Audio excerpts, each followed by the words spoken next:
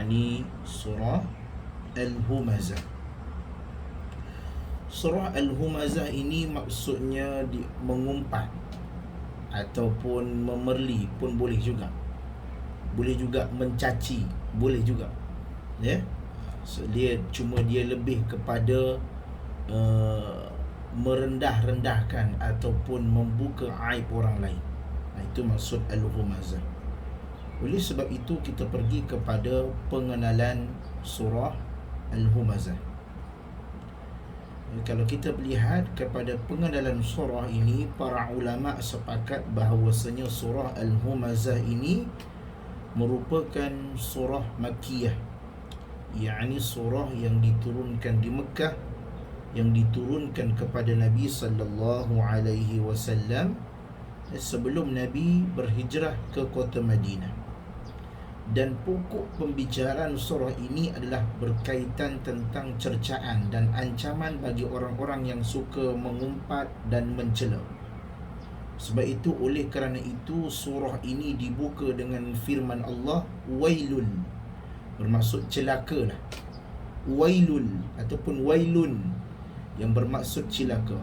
Sebab itu di dalam Al-Quran tidak ada surah yang Allah mulakan dengan perkataan celaka, melainkan dua surah, surah Al-Mutaffifin dan juga surah Al-Humazah. Biasa kita surah Al-Mutaffifin, wailul lil mutaffifin. Surah Al-Humazah, wailul likulli humazatil lumazah. Ya, perkataan wailun bermaksud celaka lah. Yakni Allah Subhanahu wa ta'ala ingin menegaskan bahawasanya orang-orang yang melakukan perbuatan sedemikian maka akan binasa, maka akan mendapat pengajaran yang seteruk-teruknya. Oleh sebab itu, ya, surah Al-Mutaffifin yakni berisikan tentang ancaman bagi orang-orang yang tidak menunaikan hak manusia yang berkaitan dengan harta. Yang ni pun kita dah bincang ataupun ada dalam nota kita, yakni orang-orang yang mengurangkan timbangan, ya. Ini Allah Subhanahu wa taala beri ancaman kepada mereka. Tetapi pada surah Al-Humazah ini Allah memberi ancaman tentang orang-orang yang mengumpat dan orang-orang yang mengumpulkan harta dengan banyak, ya, dan merendah-rendahkan orang lain. Ini Allah memberi ancaman kepada mereka. Oleh sebab itu, adapun surah Al-Humazah berisikan tentang celaan orang-orang yang suka mengumpat dan mencela, iaitu berkaitan dengan harga diri orang lain. Kita pergi kepada ayat yang pertama. Allah Subhanahu wa ta'ala memulakan dengan perkataan wailul likulli humazatil lumazah. Wailul likulli humazatil lumazah. Cilakalah bagi setiap yang mengumpat dan pencela. Pengumpat dan pencela. Sebab itu di kalangan ahli tafsir terdapat dua pendapat tentang perkataan wailun. Yang pertama, salah satu nama lembah di neraka Jahannam, namanya wailun.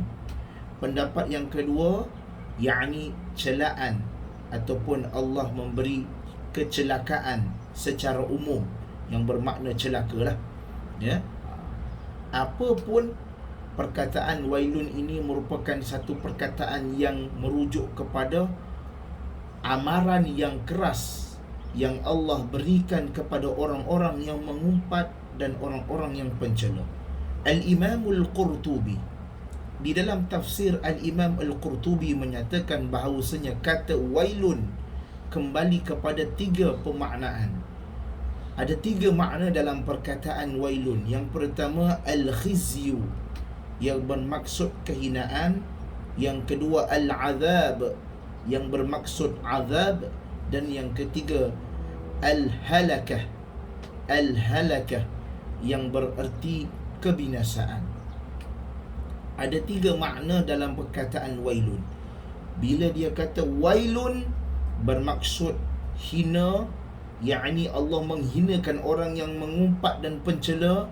Yang kedua, Allah memberi azab kepada orang yang mengumpat dan pencela. Dan yang ketiga, Allah memberi kebinasaan. Bukan azab sahaja, azab dan kebinasaan. Bermaksud yakni satu siksaan yang menghancurkan bagi setiap pengumpat dan juga pencela. Oleh sebab itu kemudian ahli tafsir juga membezakan di antara al-humazah, limazah ataupun lumazah. Sebahagian ulama menyatakan bahawasanya al-humazah berkaitan dengan ghibah, iaitu menyebutkan kejelekan orang lain, yakni ketika orang lain tersebut tidak ada. Bermaksudnya al-ghibah ni kita tak buat tapi dia kata kita buat. Tengok tu si Anu tu, si Minah bin Minah tu, dia ni memang makan harta haram selalu, kita duk mengata dia, sedangkan dia tidak buat perkara tersebut. Ini bermaksud sebahagian ulama menyatakan al-humazah, perkataan humazah itu yakni mengata orang yang dia tidak buat. Adapun limazati ataupun perkataan limazati berkaitan dengan celaan langsung di hadapan orang lain. Maksudnya dia cakap direct terus.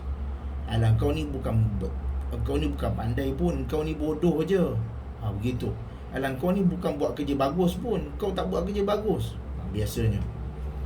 Ada pula yang memaknai humazah dengan mencela orang lain dengan menggunakan anggota tubuh, seperti mencebik orang lain dengan bibirnya. Maknanya kita tak kata dia, tapi kita pandang dia, kita cebik dia. Maksudnya dia seolah-olah kita menghina dia, kita memandang rendah dia, ataupun dengan pandangan matanya. Walaupun kadang-kadang kita tak cakap, tetapi mata kita menunjukkan ekspresi yang tidak suka kepada dia. Itu juga, ataupun ekspresi yang kita bersangka buruk kepada dia, itu juga disebut dengan perkataan mengumpat. Ingat, perkataan mengumpat bukan saja daripada perkataan sebutan, tetapi daripada ekspresi susuk tubuh ataupun ekspresi wajah kita. Hati-hati, kadang-kadang dia menyentuh orang lain ataupun mengguris hati orang lain. Sedangkan al-lumazah adalah mencela orang lain dengan menggunakan lisan, seperti perkataan wahai si bodoh, wahai si pincang, wahai si lembab. Dia perkataan-perkataan sebegini tidak wajar diucapkan. Walaupun memang dia keadaannya lembab, kita tak boleh cakap dia. Ada 3 keadaan yang kita boleh kata dia. Contohlah, ada 3 perkara yang ada 2 keadaan yang ada 2 keadaan yang kita boleh mengata dia. Sebahagian para ulama menyatakan yang mana, contohlah, ada yang mana seseorang, contoh kalau kita seseorang itu nak mengenali seseorang, dia boleh menggunakan kaedah ini. Contohlah, dalam satu kampung ada 4 orang nama dia Muhammad. Dalam satu kampung ada 4 orang nama dia Muhammad. Jadi ada orang nak datang jumpa kita, orang nak tanya, ada tak nama Muhammad? Kita pun satu, Muhammad mana satu ya? Sebab ada 4 orang Muhammad. Jadi kita boleh kata kat dia, Muhammad, kita pun tak tahu Muhammad bin ni ke, ataupun kita boleh kata Muhammad botak ke. Contoh. Walaupun kita tak menghina dia, tapi kita nak bagi tahu untuk orang tu supaya dia kenal yang dia nak tuju Muhammad ni mana satu. Itu dibolehkan. Ataupun satu lagi, dengan keadaan kita menghina kerana dia telah melakukan penindasan ataupun dia telah melakukan kemungkaran yang jelas. Contoh, sebab itu seseorang boleh menjatuhkan orang lain jika syariat memperbolehkan, seperti orang tersebut memang orang yang sangat tercela ni. Contoh, dia memang kaki rasuah, memang kaki judi. Inilah si Mamat gila judi ni. Contoh kita menghina dia. Inilah si Mamat perut buncit minum arak ni. Jika benar dia melakukan sedemikian dan menyebabkan keadaan tersebut mengganggu orang. Contoh, perasuah, seorang pemimpin yang melakukan rasuah, seorang pemimpin yang menindas rakyat, ini kita boleh katakan dia. Tetapi menjatuhkan orang lain dalam hal ini sesama kaum muslimin dengan tanpa hak, maka ini tidak boleh. Maknanya kalau tidak ada keperluan, maka tak boleh. Dan perbuatan tersebut merupakan indikator kesombongan, kerana tidaklah seseorang akan merendahkan orang lain tanpa hak kecuali dia merasa dirinya lebih tinggi, merasa dirinya lebih hebat, sehingga dia mudah menjatuhkan orang lain. Nabi SAW bersabda dalam hadis yang panjang. Hadis ni panjang, cuma saya pendekkan. Hadis ni asalnya para sahabat ni dia suka baju cantik. Nabi suka kepada, kemudian Allah ni suka kepada, Allah ni cantik dan suka kepada benda-benda yang cantik. Kemudian para sahabat kata, kalau kami pakai baju cantik ya Rasulullah, kasut cantik, adakah ia dikira sebagai riak ataupun sombong? Baju cantik kan? Nabi kata tidak.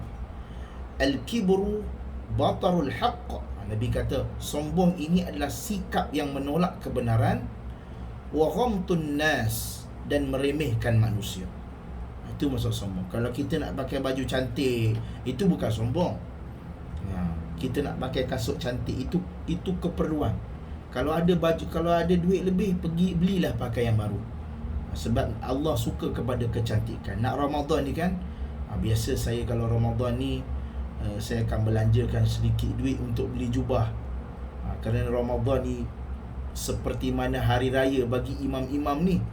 Imam-imam ni lah baru nak pakai jubah baru, nak pakai kopiah baru, biasanya. Tapi kalau ibu-ibu semua nak Ramadan ni lah nak beli jubah, ada duit, ada keperluan, dan keperluan itu ada duit lebih lagi untuk sedekah, ada sedikit rezeki Allah bagi untuk pakaian, nak bersihkan pakaian kita ataupun nak membeli pakaian baru, tidak mengapa. Cuma yang Nabi sebut sombong ini adalah menolak kebenaran. Bila orang kata tak patut lakukan sebegini, dia kata buat apa nak buat macam ni? Kau bukan tahu pun. Alang kau pun mengaji sikit-sikit je, dia meremehkan kebenaran. Contoh, walaupun yang menegur itu bukanlah orang agama, tapi kita ni belajar agama, kita pun kata, orang tu pun kata tak boleh, tak boleh buat begini. Awak bukan tahu pun, awak bukan sekolah agama. Saya ni sekolah agama, saya ni mengaji agama dengan ustaz-ustaz, banyak ustaz-ustaz saya mengajar ni. Kat sini meremehkan kebenaran. Dia tahu, tapi dia tahu kebenaran itu, dan meremehkan manusia, yakni memperlekehkan manusia, seolah-olah dirinya hebat dan sebagainya. Kemudian Allah kata allazi jama'a malan wa 'addada, yang mengumpulkan harta dan menghitung-hitungnya. Setelah Allah mencela orang-orang yang mengumpat dan orang-orang yang mencela, Allah kata allazi, yang mana jama'a malan wa 'addada, yang mengumpulkan harta dan menghitung-hitung. Dalam perkataan bahasa Arab, kata addah, addada diambil daripada perkataan wazan fa'il. Salah satu faedahnya mubalaghah, yakni sehingga maknanya bukan sekadar menghitung, tetapi menghitung-hitung. Maknanya dia ni bersungguh-sungguh kira duit, kira harta. Artinya dia benar-benar menghitung dengan teliti. Orang kata, orang sepasanya dia ni gila harta panggil. Ketika seorang mengumpulkan harta dengan banyak, maka hal tersebut boleh memberikan timbulnya kesombongan. Bila orang kata kita ni ada harta, kita akan rasa sombong. Terlebih jika tidak disertakan dengan keimanan. Sehingga kerana kesombongan itu dia akan merendahkan orang lain. Tengok, aku ada kereta, kau ada apa? Sebab itu kemudian mencela dan mengumpat, sebagaimana orang-orang musyrikin Arab mencela kaum muslimin yang miskin. Ini amaran yang Allah berikan kepada seorang ataupun sesiapa sahaja yang suka mengumpat, mencela dan merendah-rendahkan orang lain dengan hartanya yang banyak. Kemudian Allah kata, Yahsabu anna malahu akhnadah. Yakni dia manusia mengira bahawa hartanya itu dapat mengekalkannya. Dia kira harta ini dapat mengekalkan, dapat kekal lah harta ni. Sebab itu dia kata anggapan seperti ini banyak berlaku ditanam dalam sifat manusia. Kita kata sebab itu kita ni hidup ni untuk kumpul harta ke? Tidak. Kita ni hidup ni untuk habiskan harta, untuk cari harta di akhirat. Sebab itu kadang-kadang kalau kita kumpul harta tak ke mana. Kerana harta itu akan meninggalkan kita nanti. Sebab itu dalam hadis yang lain Nabi sebut apa? Nanti ia akan mengikuti kamu, keluarga kamu, harta kamu dan amal kamu. Yang akan kembali nanti meninggalkan kamu adalah anak isteri kamu, kaum kerabat kamu akan tinggal kamu. Bila kita dah ditanam, kaum kerabat kita akan tinggal kita. Harta kita akan anak kita pakai kereta, rumah anak kita guna, kereta anak kita pakai, duit anak kita gunakan. Apa yang tinggal dengan kita? Amal kita. Sebab itu orang-orang yang berinfak dengan hartanya pada jalan Allah, merekalah yang akan dipanjangkan umurnya oleh Allah. Terutamanya jika dia menggunakan untuk silaturahmi, yakni untuk jalan menghubungkan kesaudaraan. Kita bantu orang miskin, kita bantu orang susah, kita bantu orang-orang yang memerlukan, kita bantu rumah Allah seperti masjid dan surau, kita bantu saudara-saudara Islam yang memerlukan, ia menjalinkan hubungan silaturahmi. Sebab itu dalam hadis yang lain, di antara cara nak umur panjang adalah dengan mengeratkan hubungan silaturahmi ataupun mengeratkan hubungan sesama saudara. Itu maksudnya. Sebab itu harta yang mereka miliki sebanyak apa pun tidak akan memanjangkan umur mereka, walaupun mereka mengumpul banyak harta. Banyak kenderaan, banyak aset, banyak rumah, banyak duit rumah sampai 4-5 buah, duit bertimbun-timbun dalam 2-3 bank, ada kereta sampai 5-6, tetapi semua itu tidak bermanfaat sekiranya kita tidak menyalurkan pada jalan yang diredai oleh Allah Subhanahu wa taala. Kemudian Allah kata kalla layumbadanna fil hutamah. Sekali-kali tidak, pasti dia akan dilemparkan ke dalam al-hutamah, neraka hutamah. Apakah itu neraka hutamah? 3 perkara ni.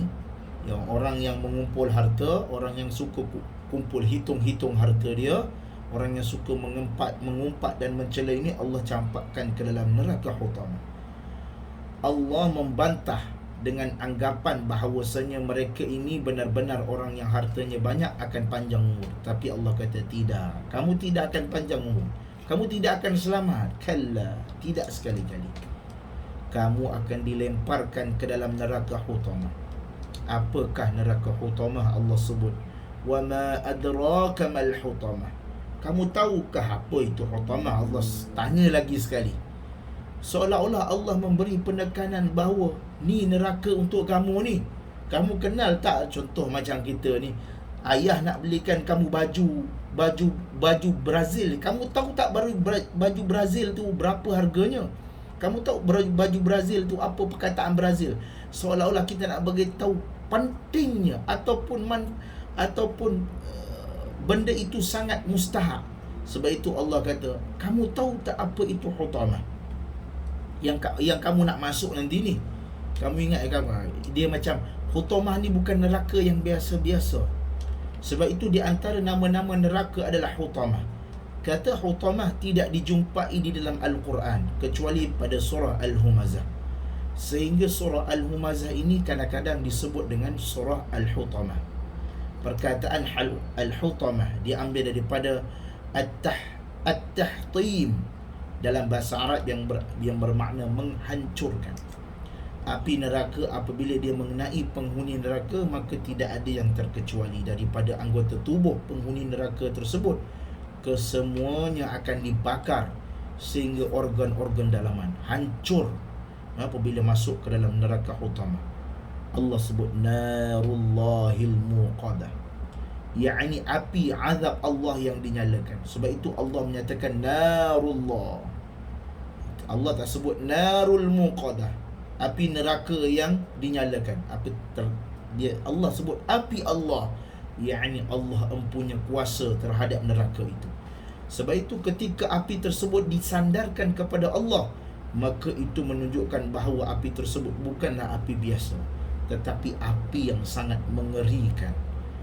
Kerana yang menyiapkan api tersebut adalah Allah Subhanahu wa taala. Sebab itu api neraka asalnya sudah sangat panas, lalu dinyalakan, dipanaskan lagi selama 100 tahun oleh Allah. Kemudian dipanaskan lagi selama 1000 tahun, 1000 tahun, dipanaskan lagi selama 1000 tahun, hingga api tersebut menjadi hitam kerana tersangat panasnya. Bayangkan, kita bakar sampai 1000 tahun, bukan pagar 1000, 1 jam, 2 jam, 3 jam, 5 hari, seminggu, bakar sampai 1000 tahun. Kita pun hidup tak sampai 1000 tahun, paling-paling pun 100 tahun kalau umur panjang. Paling-paling pun 70 tahun, 80 tahun kalau umur panjang, 90 tahun, tak lebih daripada itu. Ratu Elizabeth yang mati pun 90 lebih tahun, 96 kalau tak silap saya. Itu pun dah tak mampu sangat dah. Tak mampu kita mencecah sampai umur 1000 tahun, tak mampu. Tapi api dipanaskan sampai 1000 tahun. Sebab itu allati tattali'u 'alal afidah, yang membakar sampai kepada hati. Sebab itu Allah kemudian menyebutkan contoh bagaimana sifat api tersebut yang menghancurkan, iaitu api tersebut iaitu membakar sampai ke hati dan jantung. Neraka tidak hanya membakar bahagian luar, tetapi membakar bahagian dalam, sekaligus membakar bahagian organ-organ dalaman kita. Oleh sebab itu, sebahagian para ulama cuba menafsirkan mengapa pada ayat ini Allah menyebutkan hati ataupun jantung, al-afidah, kerana jantung ini yakni satu sikap yang mana jantung ataupun hati ini yakni yang akan menentukan niat seseorang itu. Kalau hatinya baik, ikhlas, maka dia akan diselamatkan oleh Allah. Tetapi hatinya kotor dan hitam, maka dia akan menyebabkan ianya dimurkai oleh Allah Subhanahu wa ta'ala. Sebab itu ada hadis tentang hati hitam. Kita biasa tengok dalam cerita tentang hati hitam. Biasanya kita kita mungkin ada hadis tentang hati yang hitam. Sebab itu kalau kita lihat, kalau kita melakukan dosa, kalau kita melakukan dosa, maka akan ada hati yang ada titik hitam pada hati kita. Kalau kita tidak bertaubat, maka akan ada satu titik dan titik. Maka bila kita sukar, maka bila hati telah hitam, sukar untuk kita bertaubat ataupun melakukan kebaikan kepada Allah Subhanahu wa ta'ala. Oleh sebab itu, innaha alaihim mu'sadah, ataupun dalam qiraat lain innaha alaihim musadah, dalam riwayat Abu Ja'far, sesungguhnya api itu ditutup rapat di atas diri mereka. Allah Subhanahu wa ta'ala menutup rapat neraka sehingga dia tidak boleh keluar. Keadaan neraka hutamah ni Allah sebut api yang menyala-nyala, yang membakar jantung, dan api ini menyala pada bahagian ruangan, semua ruangan. Sebab itu dia kata api ini ditutup rapat di atas diri mereka. Dalam surah Al-Ma'idah Allah sebut, yuriduna an yakhruju minan nar wa ma hum bikharijina minha wa lahum adzabun muqim. Mereka ingin keluar daripada neraka, tetapi tidak dapat keluar, mereka mendapat azab yang sangat kekal. Tak boleh keluar daripada neraka. Dalam surah Al-A'raf Allah sebut innal ladzina kadzabu biayatina wastakbaru anha la tufattahu lahum abwabus sama' wa la yadkhuluna al-jannah hatta yalijal jamalu fi sammil khiyat wa kadzalika najzil mujrimin. Sesungguhnya orang-orang yang mendustakan ayat-ayat kami dan menyombongkan diri terhadapnya, tidak akan dibukakan pintu-pintu langit bagi mereka, dan mereka tidak akan masuk syurga sebelum unta masuk ke dalam lubang jarum. Demikianlah kami memberi balasan orang-orang yang berbuat jahat. Yakni si imbasan, yakni unta yang masuk ke dalam lubang jarum, bermaksud yakni tak boleh nak keluar dah dalam neraka tu. Tak boleh keluar. Mana boleh unta masuk dalam lubang jarum? Tak boleh. Bayangkan dalam keadaan itu sekali, tidak mampu, mustahil untuk mereka keluar daripada api neraka. Fi amadin mumaddadah. Mereka itu dibakar dalam keadaan mereka ini diikat pada tiang-tiang yang panjang.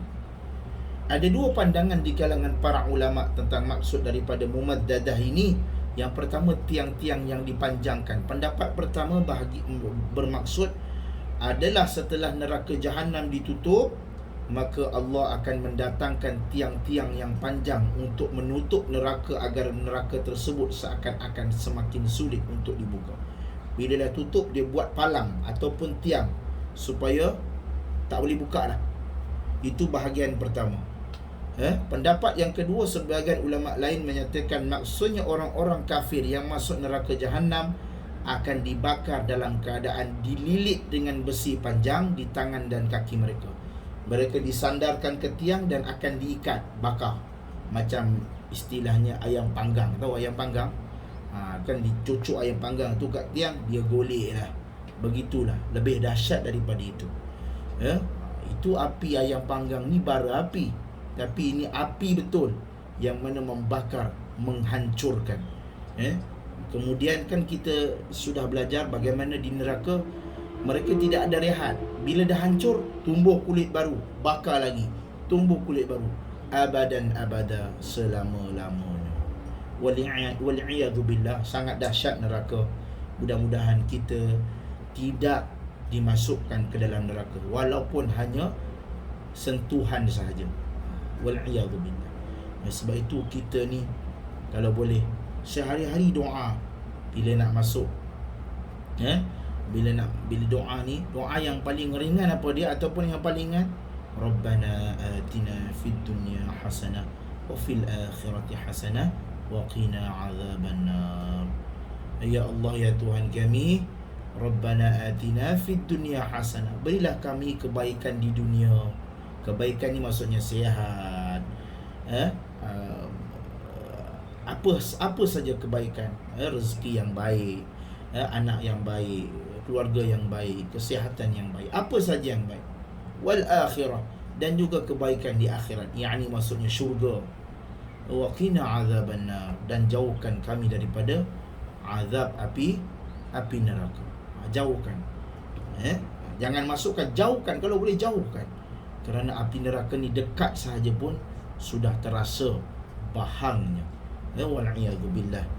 Mudah-mudahan kita semua dan keluarga kita, bukan kita seorang saja, keluarga kita, anak kita, cucu kita dihindarkan daripada api neraka. Sebab itu saya nasihatkan kepada diri saya sendiri dan juga keluarga kita supaya jaga agama ini dengan betul. Tutup aurat, jangan pakai pakaian yang menjolok mata dan sebagainya. Dan yang paling penting sebelum tidur, paling penting sebelum tidur, istighfar kepada Allah, yakni taubah, bertaubat kepada Allah. Kerana kadang-kadang bila kita tidur, besoknya kita tak sempat pun istighfar. Sebab dengan istighfar dan juga mengucap syahadah, asyhadu an la ilaha illallah wa asyhadu anna Muhammadar Rasulullah, mudah-mudahan dengan kalimah itu ia menjadi satu benteng kepada kita untuk mengelakkan kita daripada masuk ke dalam api neraka Allah Subhanahu wa taala. Sebelum tidur, ucapkanlah kalimah syahadah, Selain daripada kita baca surah Al-Mulk, kita baca 3 kul, paling penting syahadah. Yakni mana tahu kita mungkin tak bangun lagi selepas itu, buat selama-lamanya. Mudah-mudahan ada bermanfaat daripada kelas kita pada hari ini. InsyaAllah kita jumpa lagi pada minggu hadapan. Subhanakallahumma wa bihamdika, nashhadu an la ilaha illa anta, nastaghfiruka wa natubu ilaih, walhamdulillahi rabbil alamin. Assalamualaikum warahmatullahi wabarakatuh.